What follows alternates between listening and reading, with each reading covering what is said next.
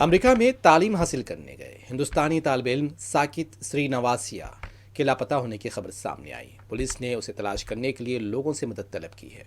امریکہ میں یہ نیا معاملہ ہے کیونکہ طلباء سے متعلق اس طرح کی وارداتیں کافی وقت سے سامنے آ رہی ہیں اور ملک اس طرح کے واقعات سے پریشان بھی ہے۔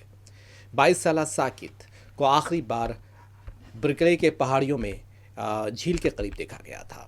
طالب علم 9 فروری 2026 سے لاپتہ ہے۔ سان فرانسسکو میں ہندوستانی قونصل خانے نے کرناٹک کے رہائشی اور برکلے یونیورسٹی میں پوسٹ گریجویشن کر رہے طالب علم ساکت سرینواسیا کے لاپتہ ہونے پر گہری تشویش کا اظہار کیا ہے۔ قونصل خانہ متاثرہ کے اہل خانہ سے رابطے میں ہیں اور طالب علم کا پتہ لگانے کے لیے متعلقہ مقامی حکام سے بھی رابطہ کیا جا رہا ہے۔